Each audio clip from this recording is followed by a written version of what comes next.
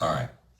Yeah. So we were talking flat out that people screw themselves up either buying or selling real estate. Oh, yeah.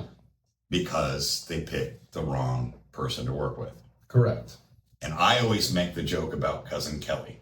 Yes. Cousin Kelly. The one hairdresser that's like your wife's like cousin. They got her license, but really she just cuts the family's hair. And so when you need to sell or need to buy, you go ahead and use her, but that doesn't mean that she knows anything. Right. In this day and age, the market's changing too much as far as regulation, compliance, and all of that. That, no offense to hairdresser Kelly, is it? Yeah, hairdresser Kelly. But Cousin Kelly is what I call her. Cousin Kelly, yes. Everybody's got a Cousin Kelly. Cousin Kelly, the hairdresser, part-time realtor. She can't keep up because her main gig is cutting hair, and I'm sure she does a fantastic job at that.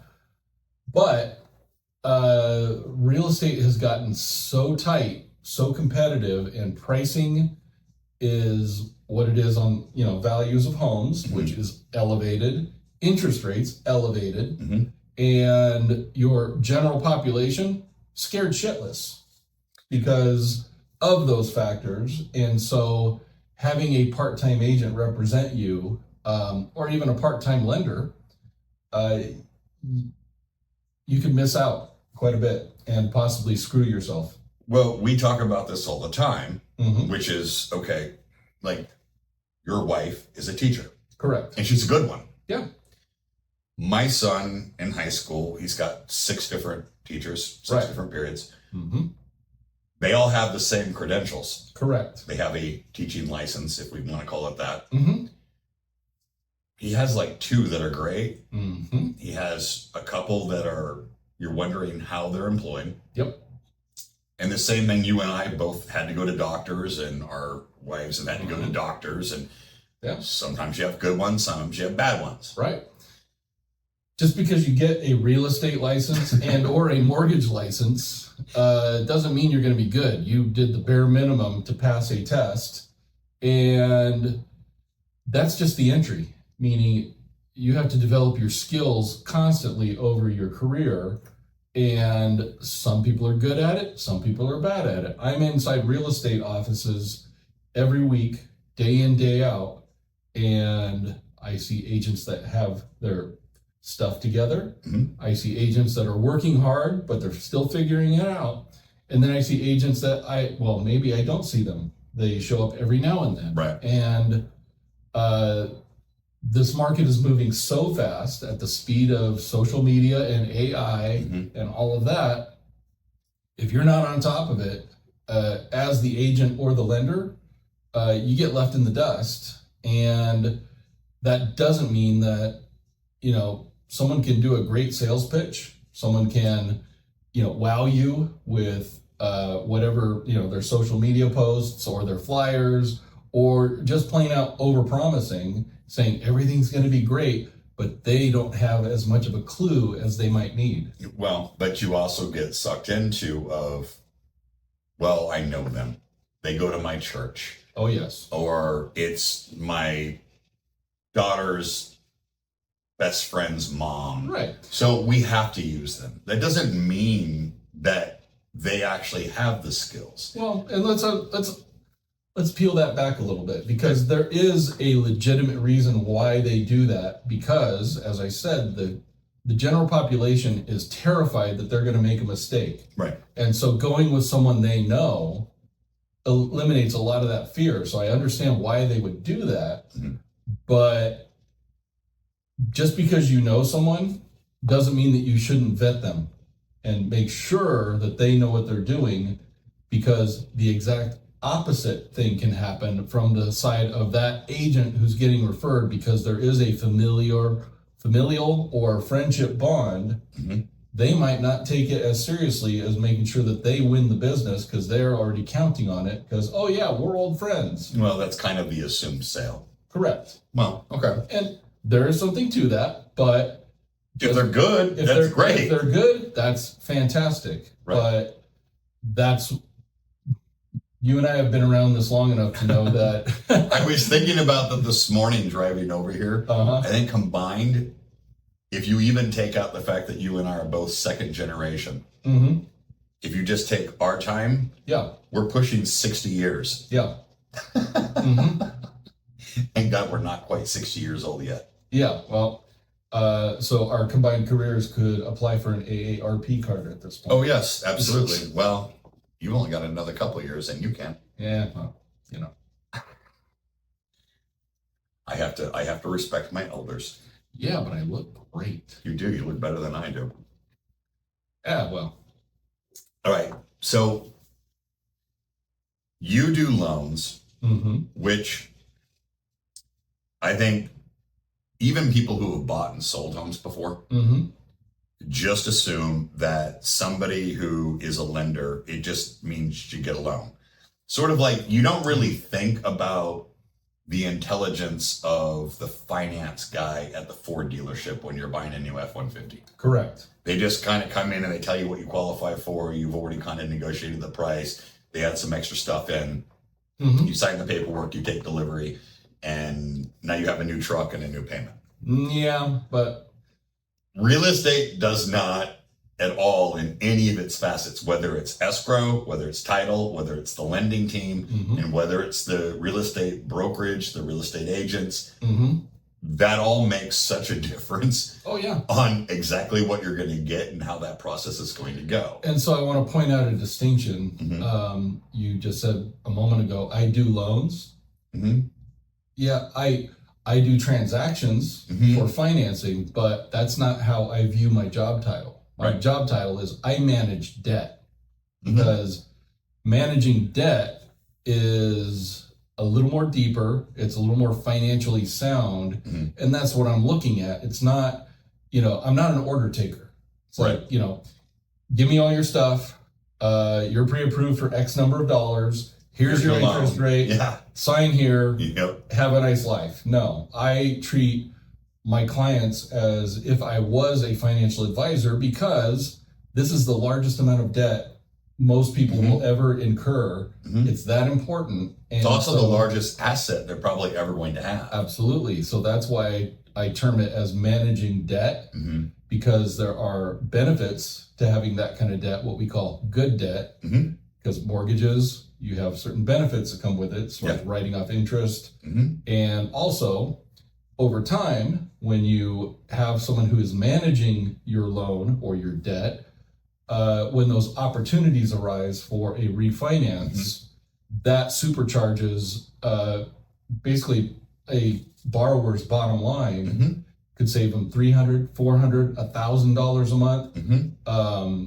And what they do with that, you can do several things, meaning keep making the same payment you were making with the higher interest rate, but now you're putting more towards principal. Or that extra, let's just call it $500 a month that they're saving, send that off to some kind of long-term savings, some kind of an emergency fund, because shit happens in this world and things come up, and savings is very important. Or they could invest it into the stock market, into a mutual fund, into anything like that.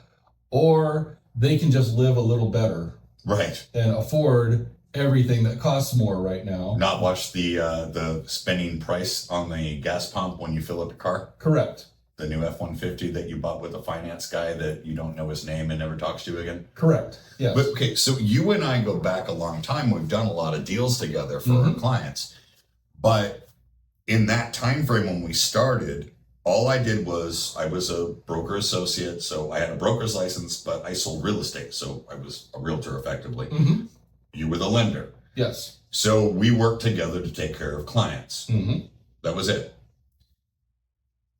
But years later, I ended up becoming the broker of record for 68 offices across the state of California, managing over 3,000 agents, thousands and thousands and thousands and thousands of transactions a year. And part of that was training and teaching. Right. And that was something that you had always been my right-hand man on, that we would do trainings together, we would teach together. And even after I stepped out of that role, that is still something you completely maintain. Right. You hold all sorts of different classes and whatnot for real estate agents so that they understand how to speak to clients, how they understand how to put the deals together, how they understand how to protect somebody's interest. Well, and I'll take it even a step further. How not to be a nightmare agent. How many deals have you seen go to hell because an agent on one of the sides was a complete piece of junk? See all this gray hair? Yeah. Every gray hair is a successfully closed problem deal. Right. And yeah, there are basically about 20 players in a real estate transaction. Invariably, just it's law of averages, not everyone's going to be excellent of those 20 people. And I'm talking, it could be the listing agent, it could be the buyer's agent, it could be the lender, it could be escrow, title, it could be the appraiser, the inspector, the pest inspector. It could be the buyer, it could be the seller, it could be the buyer's uncle who's telling them all sorts of fun stuff. And basically all of that, if you don't have excellence at every role that is their responsibility, more often than not, we end up doing other people's jobs for them, which we're happy to do. Remember, we're here to get a successful closing. How we get to that finish line, the more I can train at least our side of things on how to do it right, the parts we can control, right? How to do it ethically, and making sure that you're taking care of your clients. The better off the transaction is going to be, and the happier the client is. Because let's face it, just like anyone in sales, there's good ones and bad ones, and the bad ones get all the headlines and create a bad viewpoint of, and let's just say, real estate agents or lenders. The bad ones out there ruin it for those of us who are trying to do good. So anything I can do to train to make us stand out as ethical, putting our clients' interests first, not being focused on whatever commission check you're going to get, but you take care of your clients, the commissions take care of themselves. Okay. I want to go to something on the reason why you and I started working together. Well, more than a decade ago doing this. I always add like an extra 10 years to it, but what are we at now? 15 years? No, we are at 12 years. Okay. All right. I'm getting my... Yeah, you're getting there. It's been a long 12 years. Yes. So we've crammed about 20 years into those 12 years. Well, actually, based on our closing ratio, I think we actually have. Yeah. But nonetheless, that's not the point. Okay, go for it. So the first thing when I talk to even some of our past clients, and like one I was just talking to, Matt, which actually is his name, but Matt. Yes. Because that could be Bob, but Matt will be better. Okay. We've done deals for Matt. Helped him and his wife purchase, refinance. And it's interesting having a conversation with him because he watched his parents both go through real estate transactions where everybody thought an agent, if you were the buyer's agent, just open the door. Right. That was it. Yeah. Essentially an order taker. And if you were the listing agent, you just looked at the MLS and said, it's worth this. And then you put a sign in the yard. And then if you were the buyer and you got a lender, it just was like going to the Ford dealership to get that F-150. They looked at some numbers and they went, okay, here's your payment. Right. And you're done. Having him watch his folks go through heck, and then them themselves experiencing it. Him and his wife are one of the first ones to go, I don't understand why anybody would just go to whoever to do this. Because nothing is, I don't even care if the buyer is 50% down, $5 million in the bank, buying a $500,000 house, but still wants to leverage a $250,000 mortgage.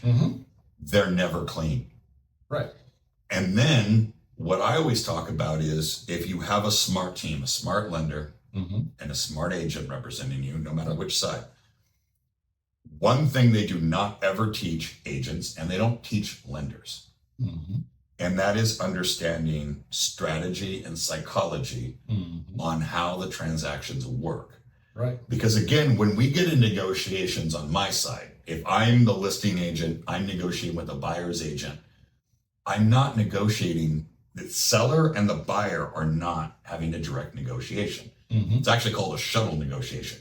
Yeah. It's kind of like the different like law shows where you see where they're going to take the big corporation to court for the class action suit, and then like the 18 lawyers sit around a big conference table and they go, okay, they write something down on a piece of paper, and that shuttle negotiation, you're not having the two parties directly talk. Right. So now you introduce other people's emotions and their own interests and problems and inabilities to be able to leverage these things, and it costs people money. Correct. And lots time. of money. And time. Oh God. Well, but in real estate transaction, it's why every contract you look at, it says time is of the essence, time is of the essence. And nobody seems to give a shit about that until the very end when it's, am I getting keys on Friday? Right. Because my house is already packed up. We have one pan and a bar of soap and one towel we're all sharing because everything else is packed. And the movers are showing up on this day. At this time. At this time, whether it closes or not. And you go, guys, this started day one when your offer was accepted. Right. That's why everybody's been on you about the timelines of what has to happen. What nobody sees, because agents talk about it all the time. You know, oh, well, you know, we fuddle-duddled about this. And then what people don't understand is on your side of being able to, and by the way, your team, it's not Dan Buter takes the loan application and Dan Buter puts it in the system, and then the system comes back and says, yes, the money will be here on this date. We're good. We're done. Not so much. It's a little more involved. How big is your team that you actually have to run to do these? About 12. Right. So what do you have? You have you, you have your assistant or junior loan officer. Right. So the two of you work on it. You have an underwriter. Yep. Well, before we get to the underwriter, we have the processing team. Right. And that is someone who basically makes sure and double checks our work as loan officers to make sure we've got a complete file, because they're not going to bog down the system with incomplete stuff. Right. So the processor's job is very important because they are the direct interface with the next person, which is the underwriter. And the underwriter, we just call him the underwriter, but that's a whole team in and of itself.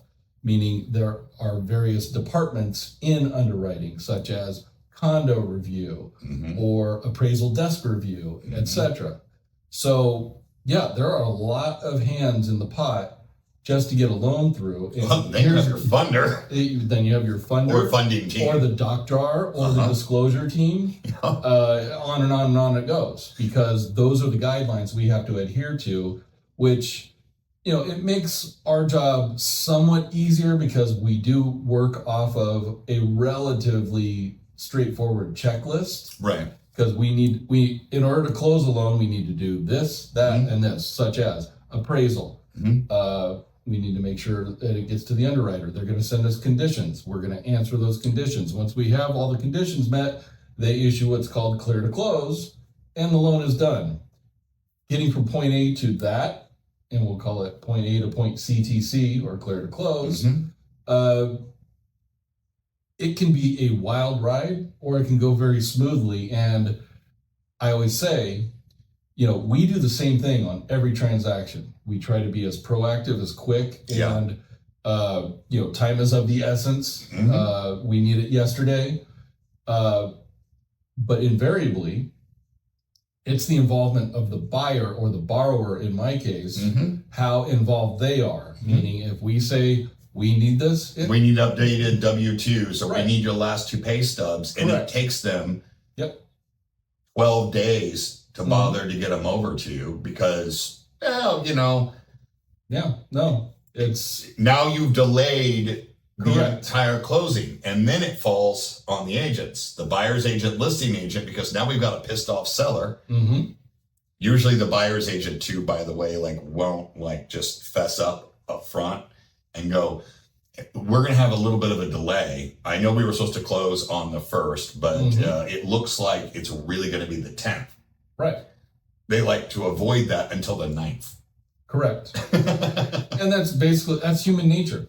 No one likes to give bad news, and that's why you and I are so successful. We don't hide from the bad news. We'd rather put it out there so we can have multiple brains working on a solution. Okay, so bad news is bad news. I mean, unless, I'm sorry, it's terminal, or I'm sorry, your spouse is dead. Right. The bad news we get in real estate, except for, I don't know, the house burnt down, so I guess we're not going to close. Yeah, that can happen. It has happened. Yes. So last night, the water heater exploded and flooded the whole house. But even that's only semi-bad news because that deal can still be put together. Correct. It just delays things, potentially. But now it becomes the agent's job of being extremely good at understanding that part. If you think they teach that in that damn real estate school where everybody gets a license, nope. You have to be able to navigate that of, okay, great, we want to see the insurance inspection reports, a damage report. We want to have our own third person go out, double check damage. We want to see as it's being repaired, what it looks like, how it's being done and signed off by the city. We want to see it completed because then the appraiser's going to need to go out again on your end to double check on top of that. So, I mean, you could be talking months delays, but if they love the house or the seller really needs to sell, we can still make that happen. Oh, yeah. But these monkey wrenches, I'm almost 30 years on this side. There aren't a lot of lenders that know how to navigate something just hit the credit report. The funds you were using for the down payment or whatnot showed up in your account before they went to the escrow account. Yeah. We warned you about seasoned funds and where you have them. And real quick, let's just sidebar on seasoned funds. Yeah. Yeah. Any money that comes into a bank account that's going to be used for the real estate transaction, it needs to be both sourced and seasoned. So sourced means where the heck did it come from? Right. Did it pull from a 401k? Right. Was it from a family member? Right. Basically, the rules are... Was it a work bonus? Yeah. Money can't just magically show up. The underwriter is bound by the guidelines to have an explanation and proof and paper trail of where that goes. Now, seasoned means sometimes, in certain cases, that money has to sit there for a while just to show that it is stable. It's not just some quick little, money in, money out kind of thing. And so there's rules behind that. So, yeah, we need to know where the money comes from and how long is it there and is it eligible money? Because sometimes we run across the borrower who has a coffee can full of cash and they think, oh, I'm going to go out and buy a house. No, that money, the cash, needs to be deposited into a bank account. And needs to be there for how many months? At least 2 months, or really, it could be up to 3 months depending on the bank statement cycle. We need to show that money there for 2 bank statements. Right. Anyway, I digress from your point though, but back to the delays and back to all of the things that drive not only buyers and sellers crazy, but they drive lenders and realtors crazy, as well as everyone else involved in the transaction, delays. So what I always counsel my clients, my agents, everyone on is the first 7 days of escrow are golden. Yep. The more we get done there, the smoother the transaction will go, because any delay at the beginning for whatever weird reason, and I've done hundreds and hundreds of transactions, 1 day delay at the beginning of an escrow translates to 3 days delay at the end. Right. Now, the pet peeve I have is if escrow's dragging their feet, or one of the agents is dragging their feet, or the clients are dragging their feet, I have to put all that together as a lender and have to account for those delays. And everyone thinks it's fine because, we're at the beginning of the transaction. But at the end of a transaction with a lender... I'm telling you, nobody cares about anything until they're in the last 3 days when they are expecting checks as a seller and keys as the buyer. Correct. And so... invariably, it falls on everyone starts blaming the lender because the end of the transaction, the lending side, the closing process takes approximately 7 business days. Right. And the start of that 7 business days determines when we actually close. Mm-hmm. So if there were delays that prevent us from starting that closing mm-hmm. process, that's where we get people all pissed off because it's not lining up. So, and I'm very conscious of that because it just is what it is. That's the way things go. But to counter that, that's why I say the first 7 days of an escrow are critical for everybody involved to make sure that we're hitting the ground running. We have everything we need to move forward, to get everything ordered as far as the inspection, the appraisal, etc. And also it gives us time to address any potential conditions or questions from the underwriter. Mm-hmm. Why was this money deposited here? I have no record of it. Those are things we need to track down. Or I'm seeing a recurring withdrawal on a bank statement. Mm-hmm. That's why we ask for bank statements, because they want to make sure that the borrower isn't beholden to someone else that isn't showing up on their credit report. Right. And so if they see the same pattern, and underwriters love patterns. Yes, pattern recognition, baby. Correct. And so they love patterns, but also patterns can hurt you when it's money going out, because that pretty much denotes that's a potential consistent obligation, and they need to count that against them. Mm-hmm. So point being, I guess, is number one, if you're a buyer who's looking to get a loan, make sure you talk to me first mm-hmm. before the clock's ticking on an escrow, so we can be proactive and address whatever problems that we foresee mm-hmm. and get them handled before you open escrow on a property. And of course, no one wants to hear it. Buyers are excited. They want to write offers. They want to get on with their lives. I get it. But well, this is what I've always said, though. So my side of it, of working with the either purchasing or selling side of the real estate, we're the hot cognitions. Right. We're you're going to look so good in that red sports car. Just imagine driving down the street. Oh, yeah. You are the finance guy. You need to show me your tax returns. This is what it's going to cost. How much is in your bank account? I mean, that's not exciting and sexy? Well, we need people like you that think it is. Uh-huh. I sure as hell couldn't do that part for a living. Yeah. But there is another leg in this, because you brought up, they always blame the lender. Mm-hmm. We actually do teach that. Mm-hmm. We teach that. I promise you, 9 years of being the broker and the trainer for the state of California, that is the first rule. Doesn't matter if you even know how to write a contract. Right. Just always remember, if something goes wrong, blame the lender. Right. But the other person that is in just as hot water as you all the time, and it's neither of your fault ever, right, is the escrow officer. Correct. And so I've made it my life goal, because for me, having the lender, whether I'm representing a seller or I'm representing the buyer, because I do more sellers than I do buyers. Most of the time my buyers are my sellers just buying another house. Correct. I am a listing agent. That's what I specialize in. But I still have to have you by my side, because you review all of the financials that this lender I've never heard of send, so that you and I can speak intelligently to my sellers and address who's strong, who's not, what more questions do we need to specifically ask of the lender before I let my sellers make a decision and lock in an escrow that may waste 45 days of their time and just end right back up on the market. Correct. But the other person, you and I have the same one, which is our escrow girl.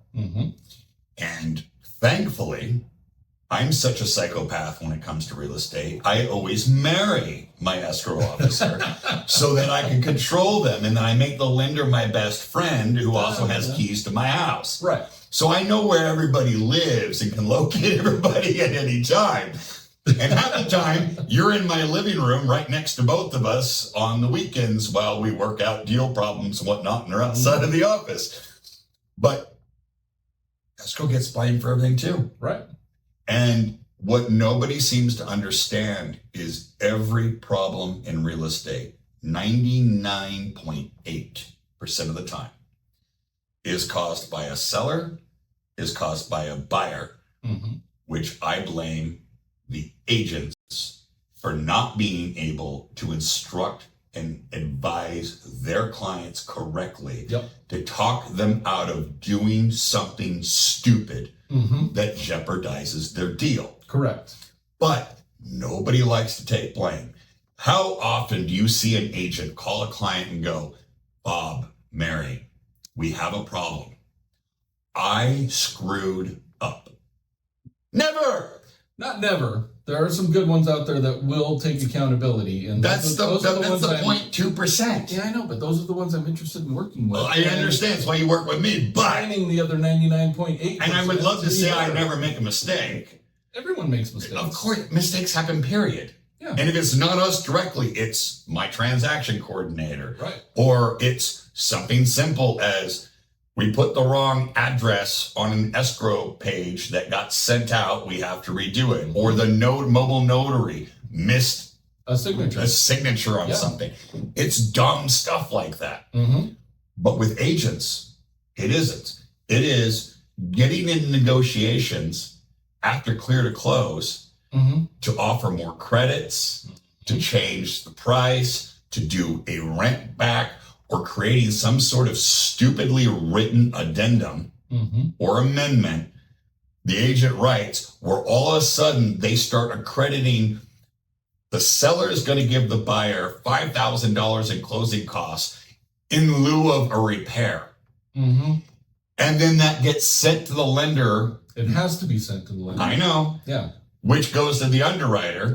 And then the underwriter goes, well, we were going to fund this, but now we're not. What's up with this?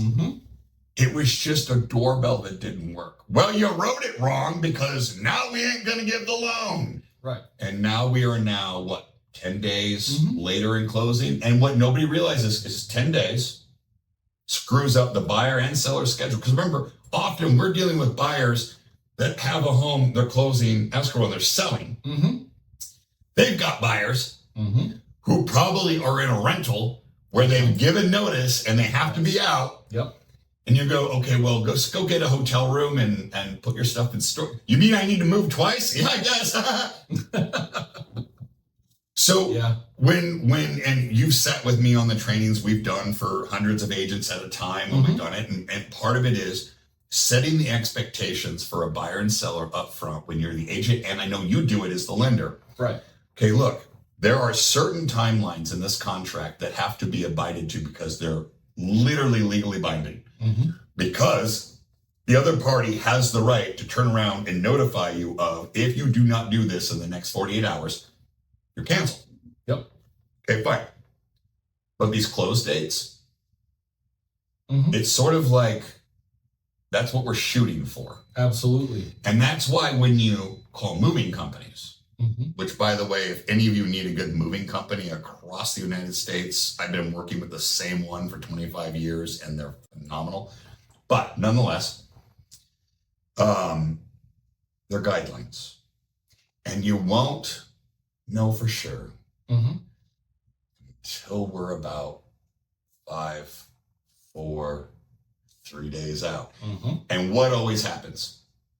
Agents write contracts and sellers and their listing agent accept contracts where we're closing on a Friday, where we need to fund and record the same day, which you can't do in every county in California.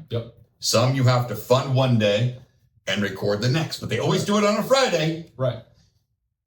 And that Monday is always a holiday. Right. So if you miss Friday, well, we'll just record Monday. No, Monday's a holiday. So that means Tuesday. So that means now there's additional interest.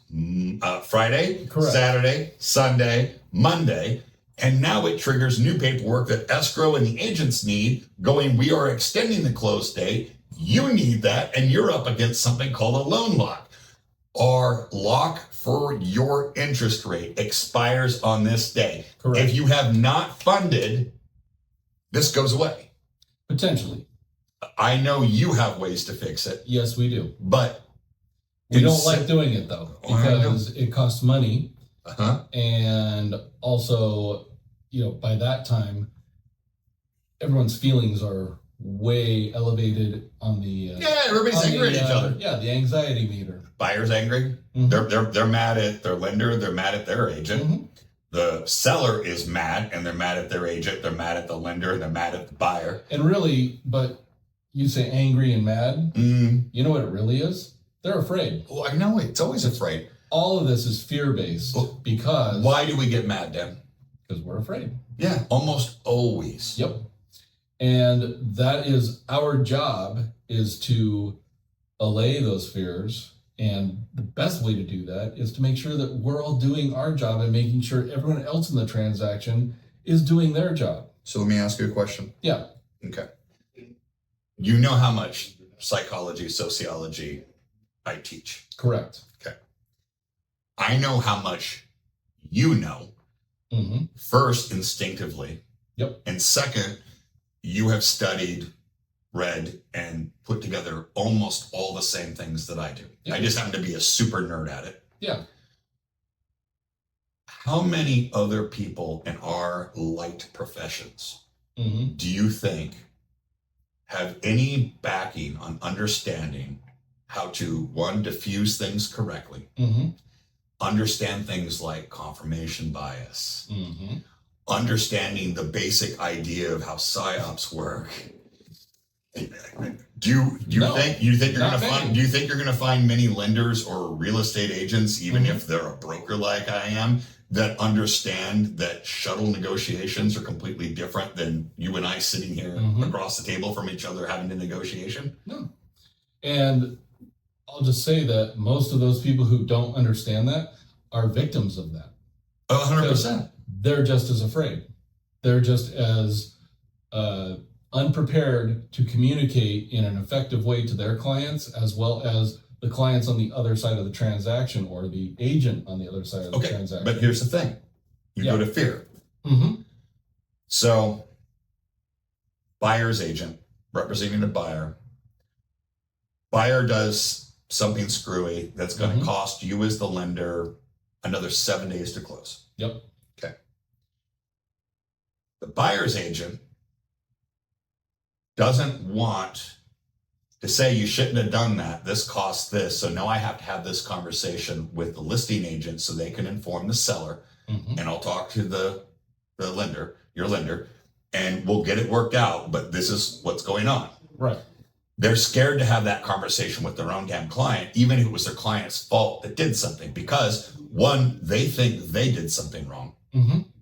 Oh, I should have known better. I should have warned them about doing that. Yeah. Or maybe I shouldn't have not answered my phone for 4 days straight, which is what I hear from, well, anyway, we won't go into that. Yeah. That's the disappearing agent and the disappearing lender is a very big problem in our industry.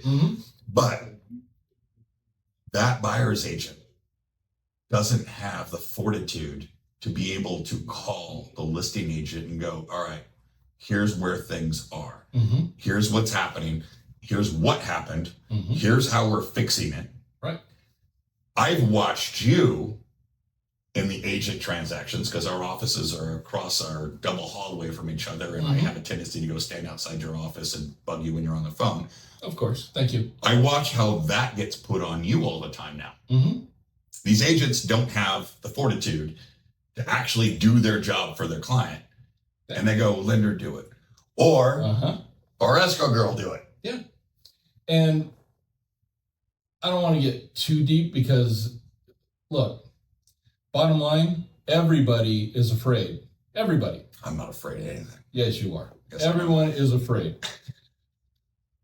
And this is cliche, but courage is in short quantities in this day and age because fear is running amok. In this day and age, with social media, with, the fracturing of our political system, everyone's afraid. Economically, everyone's afraid. COVID scared the crap out of everybody. Oh, yeah. And we're still recovering from that. It put a whole zap on our collective consciousness, if you will. So anyone who tells you they're not afraid, they're lying. Now, to be courageous, it's simple. It's cliche. Fear plus action equals courage. 100%. And that is what I pride myself on. I'm just as afraid to have that phone call to give bad news. Yeah. But also, I got to sleep at night. I have a child to take care of. I have a wife to make sure that she's good. You have a new dog to take care of. I have a new dog to take care of. We've all got lives, and it's survival for me. It makes more sense for me to just get it out there and give the bad news up front, take the lumps. Obviously that, when I get on the phone and, hey, I have bad news. You're not going to like this, but here's our situation and here's how we could fix this. What do you think? And then also getting it out there. I'm not the smartest person in the world. Neither are you. Neither is anyone. I'm completely insulted. Yeah, I'm not the smartest person in the world, but I'm the smartest person you know. Okay, well, no. But, and meaning you could be very intelligent. I could be very intelligent, which I think we are. But well, I know for sure we are. If I put that news out there, that bad news, all of a sudden I'm compounding my brain power. Yes. Because I'm giving that information. You now have an army of people that are going to come up with reasons to be able to fix it. And this is, as an employer, okay, because you and I have both been on that side. You run a team. I ran a giant team of corporation and multiple entities. You don't come to the table with a problem because then you're just bitching. Right. You come with a problem and a solution or multiple solutions, and you go, guys, this is an issue. This is what it's going to cost. Yep. Here are the ways I thought about fixing it. Right. What do we want to do? Right. And sometimes you don't have a solution. Yes. All you are armed with is a question. Well, and that's what I have. That's what I have you and our escrow officer for, because when I run into those, whether I'm fixing one of the other agent's problems or even my own, it's, okay, look, I'm not sure on this one. This is what it is. What experience do you have on being able to do this? What's your idea? Right. And I get it from both of you. And between the three of us, so far, our batting average, 100%. Pretty good. Almost 15 years. Not freaking bad. Nope. 100%. But you and I are also, because I know we were looked at sideways years ago under our old respective brokerages. Yep. Because we were probably the only lender and agent, broker, who had a seller, in my case, or a buyer that we collectively had, where we've told them that's a bad idea. Don't do it. Right. Don't do this deal. Correct. And that's, once again, you can't be focused on your commission. Obviously, the companies we work for, no offense to them, because that's why they're companies that we work for, they want money coming in. Well, they want revenue. That's how a company survives. However, reputation is more important than income. For us, because we tell someone to do something and it blows up in their faces and then it ends up blowing up in our faces. What's the likelihood of them ever coming back to use us? Now they're going to go out and try someone else who may or may not be good. Are you saying you actually do business with morals? Yes. Wow. I know. And yeah, sometimes we do get those sideways looks because obviously, everything in the world, and I hate to get soapboxy here, but ultimately everything in the world is a combination of fear management, but also everything revolves around the almighty dollar. And I'm talking the economy, obviously, politics, what happens here, what happens there. If you peel it back, everything comes back to the dollar. And none of us are immune to that. No. Because that's the society we live in. It is what it is. But of course we want to be successful. Of course we want to put food on the table. But we have a longer view. Like I said, I manage debt. I'm not just racking up my transaction count to see how much money I can make, and consequences be damned for the people who, they're lay in the wake. Right. And, this is a highly responsible type of position, either realtor or lender, because you're dealing with hundreds of thousands, if not millions of dollars. That's right. And 30 years of commitment. Correct. 30 years of debt. That's right. Your real estate transaction lasts longer than almost all marriages. That is true. It lasts longer than if you pop out a child and become a parent at close of escrow. Yeah. That child will be out of the house before your real estate commitment's done. Well, yeah. I mean, unless it's kind of nowadays where apparently they live with you forever. But mortgage. What's the root word of mortgage? Death. Yeah. Meaning you're going to have this until you die. Right. Not really, 30 years, but... If they do the 50-year mortgage... No, we're not going to get into the 50-year mortgage. Well, at our age, why that's not? a good gamble because we will be dead. Right, exactly.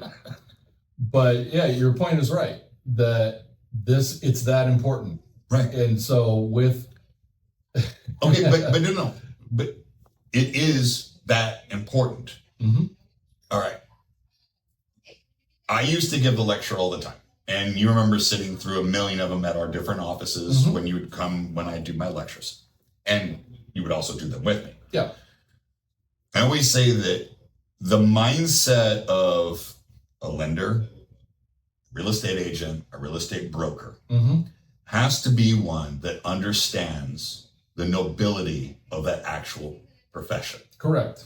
There's a responsibility, but people go, what is the most important profession? And people go to doctors and nurses and elementary school teachers. And attorneys. Nobody ever says attorneys. Just like they don't ever say used car salesman. But they also never say real estate agent. Right. But when you approach this correctly, where you understand that it's not, I looked something up online. Here's a nice 3-bedroom, 2-bath home in your price range. Call my lender, Dan. He'll get you pre-approved. Let me open the door. Here's the kitchen. Wow, look at the bathroom. Isn't that nice? Yeah. Hey, that's a really pretty backyard. You could build a patio here. It's big enough if you wanted to put in a pool. That is not real estate. No. Because what happens when someone buys a home?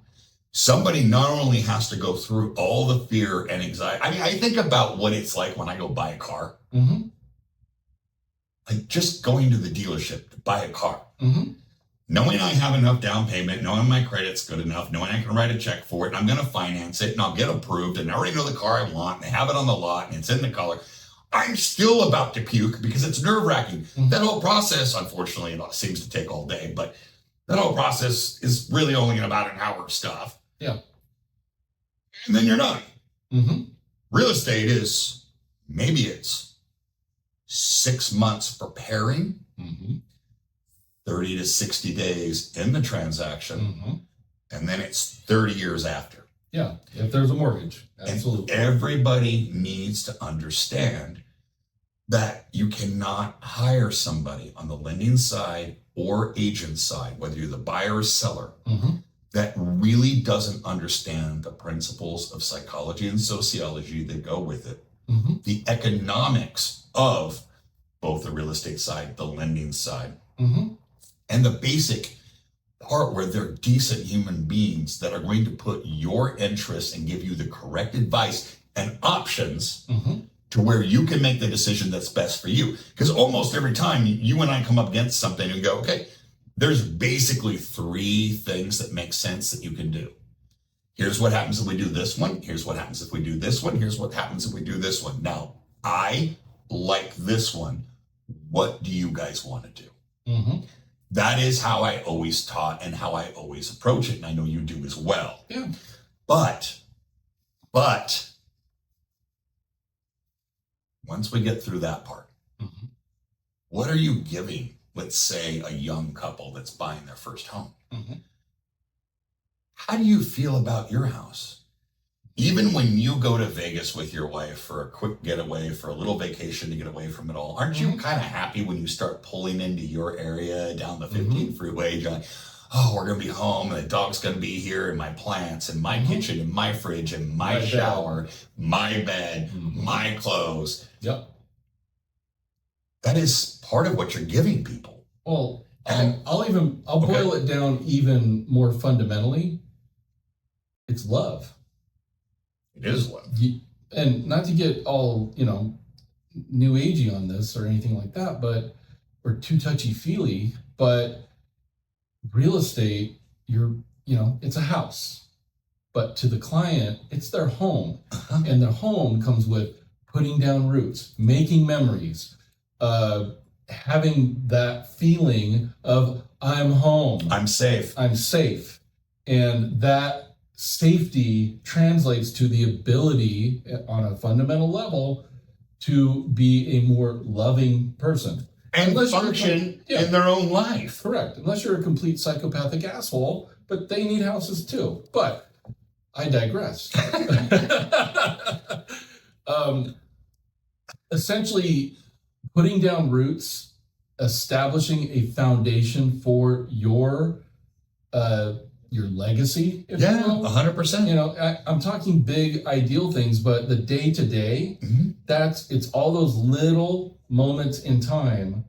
They can either be pleasant and be loving, or they can be stressful, anxiety, or fear causing. And so that's the arena I try to play in. And I'm quite empathic, meaning I like to put myself in the client's shoes to make sure that, hey, I know enough about them as far as their finances, and we've had a conversation, so I have a general idea of their personality and their makeup.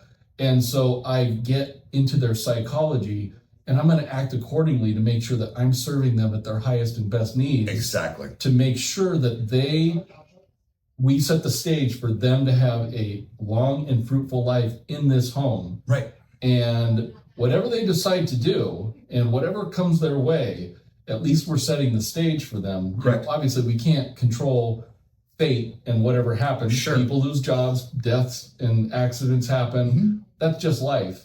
Well, sometimes there's better things. True. We made a lot more money in this house. We love it, but we want a bigger one now. Yeah. Or now we're old and we don't want the stairs. So now we need a single story. And there's good things. Yeah, well, to your point. But you realize what we didn't touch on at all in any of this? I just want to make one little point. Like you said, I don't want it to get away. In this world that we live in this day and age, we tend to, as a species, overanalyze and really think about everything that could go wrong. That's just human nature. So flip that and overanalyze and stress out, just overthink all the good stuff that can happen, because that's important. And if you get all law of attraction and all that stuff, I'm not really talking about that, but your brain is a amazing computer, and what you think about does translate into how you live your life. 100%. But this goes back to a quote or saying that you and I both very much like. As you sit and you imagine everything that could possibly go wrong, stop and think, what if it went right? And that's what we try and do. But what I was going to say to you is all of this rambling, right? And you and I both do a lot of videos, and a lot of it is on dollars and cents. And I'm doing a lot on how the media is influencing purchasing and selling decisions right now. And talking a lot about politics and local city ordinances that are affecting housing, and how does that affect the affordability, and why is the first time buyer age reached its highest level ever, and blah blah blah blah blah blah. But one thing we never brought up in homeownership, buying a home, selling a home, hiring an agent, no one ever said equity better than renting. You'll make money by owning a home. Because unless we're working with someone who's trying to invest in investment property, and I don't mean the flips. I mean, I want to buy this and I want to use it as a rental. And when I pass, I want my kids to inherit this rental. And they Right. can either move into it or they could continue as a rental so they make some money every month. Yeah. Okay. Or they can sell it. But we didn't talk about the money because all decisions we make as humans, all of them, are emotionally driven. 100%. I don't know how many more times I can prove to audiences, even your analytical person, which you share a lot with an analytical, are actually emotionally driven. Correct. You just happen to like to be able to analyze things in order to feel emotionally comfortable to make the emotional decision. We are selling something emotional, and in these negotiations and picking the best plan of action and route to accomplish what you want to do, you have to have somebody who is going to have to understand the emotions you're going through and the party we're going to be negotiating or asking to accept our offer. 100%. We're going to have to understand their emotions as well. And you need a team behind you that is sophisticated enough to be able to help guide you do it, but then also pull it off. Right. And I'm telling you, that is not most of our industry. Sadly, that's true. But that's why, well, it's not why I do what I do. I just happen to be good at it and I can put food on the table. But because I take that level of care and attention and empathy and put my clients first, I don't focus on the commission. I focus on making sure we have a successfully closed transaction with happy clients that are walking away from this escrow period, which was stressful. There's no way to avoid the stress. Yes. But to successfully pull that off and to have, and think of it like in terms of childbirth. When you're in labor, it's painful, and I can only imagine. I was just saying, you and I have not had children ourselves. Our wives did. So my wife tells me. But, it's documented. Basically, the labor is very intense, very painful. Yeah. But once that baby shows up, all that is erased. It becomes everyone has their degrees of labor and all that. Sure. But in general, the birth of the baby far outshines the trouble that it took to get you there. That's kind of what we want to do as a lender and a real estate agent. How many times have we said that? Yeah. I know you're mad, Mr. Seller or Mr. Buyer, because of this delay or this problem, or this is going to cost a little bit more, or you're going to have to give the buyers a credit, Mr. Seller, of this much to make the deal go through. Right. But two things happen. Every one of those problems and anger and goes away. Yep. When the buyer gets the keys, they unlock the door for the first time on their own and go, this is ours. And when the seller gets the wire from our escrow girl that comes in and they're like, well, shit. Everything changes. Right. And I have documented, go to my website. I know. You can read the stories. You can read the testimonials. Yeah, this transaction sucked, but Dan didn't give up on us. We were, I've had several of them say, we had a difficult situation. Somehow Dan navigated it and got us closed. We couldn't be happier. Yep. And no offense to anyone who wrote those, because I'm very appreciative of it, but some of those people were downright assholes. Oh yeah. Not because they are assholes, but they were afraid. People get angry. Right. And to see that change in behavior once the transaction is closed is magical, because that's why we do what we do, and where we take those lumps, because we are giving something. We are giving that security, that feeling of home. All of that is tied into this. It's a noble profession, Dan. It is. And, but only when it's done from a position of knowing you always need to be learning. Yep. And what your true purpose is. Your job is not to type on a computer and enter income and a credit score. Okay, have fun. Right. And mine and good agents isn't to unlock doors or to take a listing and put a sign in the yard. Right. A monkey could, well, my kid's almost 16 now, but he could have done that job at 4. Right. And actually he did, because he used to go on appointments with me. So there is a difference in it. But I think this is kind of the part that I really just do think that people that are looking for real estate, refinancing, loans, exploring any of this really needs to understand, because I think too many people have bad experiences and end up years later in a position where they could have been better off if they were advised better and taken care of better. Right. It's the execution part that really, really, really matters to what a homeowner, whether they're selling or buying, their experience is. It is the correct advice, and it's the correct execution and that relentless pursuit of looking out for your client's interests above everything else. Yeah. And funny you should bring up interest. Are you seriously going to tell us that interest rates are today? No. Okay, good. Not at all. But I am going to talk about interest rates. All right. Because as a population, we've trained the consumer that the interest rate is the most important thing in a real estate transaction. No, it's not. Or a refinance even. It never has been. No, but that's how the marketing... That's the marketing. Right. Because how else are these wholesale ding-dong lenders that aren't personally involved with the agents and escrow and the clients, how are they supposed to sell stuff?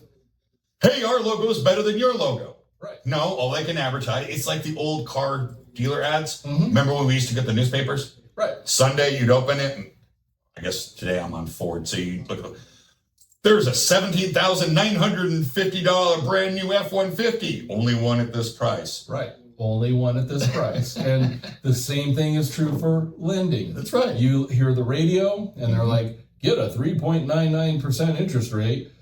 And they leave it at that. And no, they don't. No, because at the end of some cars not furious with some sense. Yes, 100%. Oh, we could have planned that better.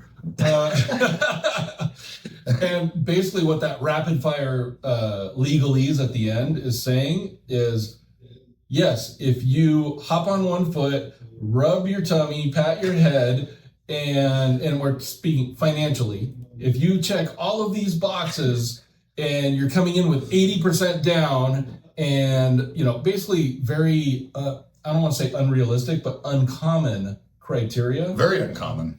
So yes, that program does exist, that interest rate does exist, but they're not telling you the whole story. They're just trying to get the phone to ring, and then invariably it's like, oh, you wanted the 3.99? Yeah, sorry, your FICO score is 729. We need it to be 790.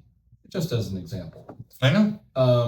And so that's one side of it. But even if we're talking the difference of an eighth or a quarter point of interest, it's still not the most important thing. Obviously, we like to have the lowest interest rate possible that we can get for the client. You need everything to be as affordable as possible. It's the same way we try and get our buyers the best price, the best terms, and on the flip side, we try and get our seller, which I'm going to say, like you talk about interest rates aren't the most important. What has been my lecture to sellers for 30 years? Stop being egotistical about what the sales price is. Because there's this entire list of things that are money. It's about the terms. And it's also about time. Because every month you're in that house, you're paying taxes, you're paying utilities, you're making the mortgage payment. Oh, here's the other thing that is involved in that never gets talked about. And that's why I think we excel at this is, how much heartburn do you want? How many ulcers do you want? How much aggravation and sleepless nights do you want? Because that, and we'll just use the interest rate for the moment, that 3.99% interest rate is being offered by a loan officer who doesn't care anything about your time, your stress, your worries, your fears. They're just pushing, the transaction through. It's the shotgun approach. It is. Let's take in every application we have, and nowadays we're going to have AI scan them, and we're only going to do the top parts that are going to take no work on my part to process. Because all of our money goes into advertising. And so we just have the stuff come in and we just sit here all day and we do this. Right. And what happens. Yeah.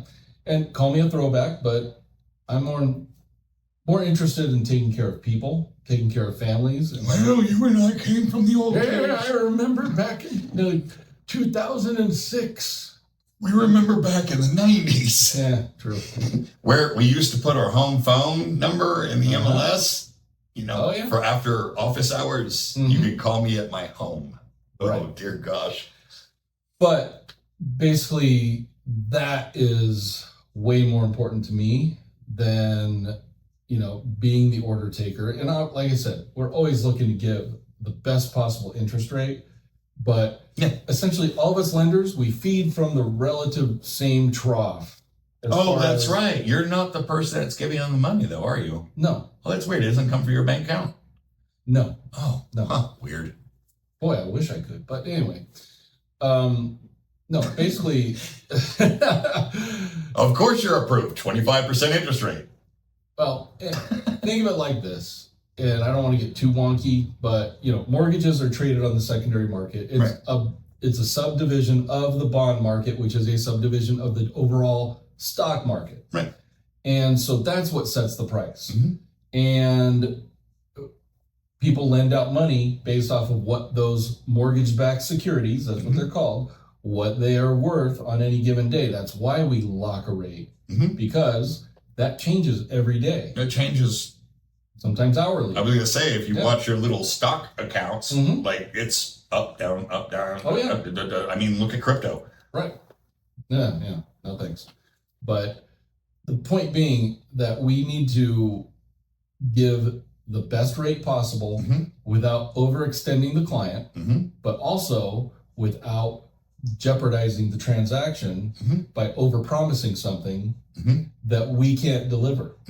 And that smacks of what some people in the lending industry do, which is the good old bait and switch. Even in this day, 2026, that shit still goes on, and it pisses me off to no end. Okay, and the reason why it works is because once you have somebody committed, where they've emotionally committed and sold themselves on they're going to do this, they are doing it, and you've already put them through the give me every piece of paper that shows money in and out of your account and everything you can. It's more than that. It's a hard inquiry on the credit report. I know, and you've done all of that.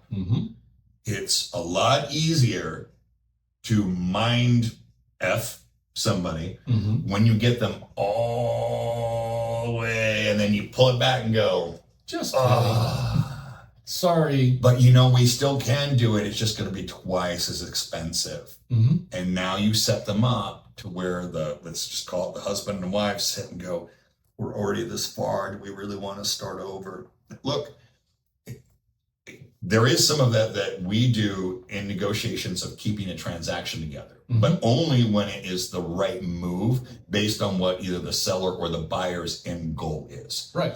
Okay. If the seller is near the end of the transaction, you walk in their house, and any of you that have moved know what that's like. And that's it's my least favorite thing in life. Having everything in boxes. Seriously, down to like 2 outfits in the closet, 1 pair of shoes, 1 pan. You're eating, Domino's, 7 times a day because you can't cook anything. A bar of soap. That's it. Like everything's packed. We're supposed to be moving. And then the buyer throws a monkey wrench in the last second, and it's something we can't fix, and the seller's going to have to make a bit of a concession that we didn't plan on. And it's not going to ruin their bottom line overall. It's Mr. and Mrs. Seller. We can either say, no, kill this deal, go back on the market, start this entire process over again. Oh, yeah. Or you can eat the $750 we need to. And we will be done Tuesday. Right. Which makes more sense for you, Mr. and Mrs. Seller. They'll usually be angry. Yeah. And then after you listen to, I agree. I'm mad too. I agree. But these things happen. Yeah, just go ahead and do it. Boom, and done. And when they get paid, they're happy. Right. But that is different to a certain extent. When that isn't the misleading. This is how I feel about the agents. Right. So you're talking about lenders that and I see them and I hear them because I listen to a lot of AM radio driving and in the background during the day. And it's, call Panda Mortgage. Panda Mortgage is offered a 2.99% interest rate. Okay, great. Well, it's really 7-something% when you're done, or it's 2.99 if you have a credit score, you already own the house with 99% equity and you're only taking out $1 and whatever, fine. That's false advertising. Correct. But I feel the same way about agents, and they don't obviously advertise on the radio. Like it's usually Facebook and Instagram. Yeah. If we can get them past their weird property tour video things where it's, here's the room, which by the way, I cannot stand, but nonetheless, that's okay. Yeah. My opinion, whatever. What do you hear? Work with me for a stress-free sale. There is no damn thing as a stress-free home purchase or home sale. Yeah. Guess what? It's stressful when it goes perfect and you hired the perfect team. Right. It's still stressful. It's also like, was your wedding beautiful? Yes, my wedding was beautiful. Was it stressful? Oh, for God's sakes, yes. But glad we did it. Yeah. Same thing. Was having a kid beautiful? Yes. Was it stressful? Hell yes. It still is. Yeah. I got one out of the house and I've got one that's finishing high school. It's still stressful. Right. And they're good kids. And that's basically the playing field that we're on. Right. Meaning marriage, kids, buying a house. Yeah. And really, I'd say, well, 1 and 2 can be interchangeable, but buying a house is definitely a third as far as monumental things that happen in one's life. Yeah. And then the only things that I think go on that level, if we were going to write them out, 1, 2, 3, 4, 5, is negative stuff. And that's like losing the spouse, losing the parents, Right. you know, all that, which I don't want to talk about because that stuff depresses me. But those are going to be the 3. Oh, we should add divorce since I've done that. Okay. Divorce is kind of stressful. Yeah. That happens too, unfortunately. It does. Yep. And then you kind of look back and go, well, that was stressful, but I'm glad I did it. You know. Oh, God, that was a bad joke, but it wasn't a joke. No. Is what it is. Pretty much. All right, Daniel. All right. Thank you for having me over here. And yeah, he walked all the way from right around the corner. Yeah, We're in my office. We were going to use the conference room, but corporate's here, so. Yeah. Corporate does what corporate does.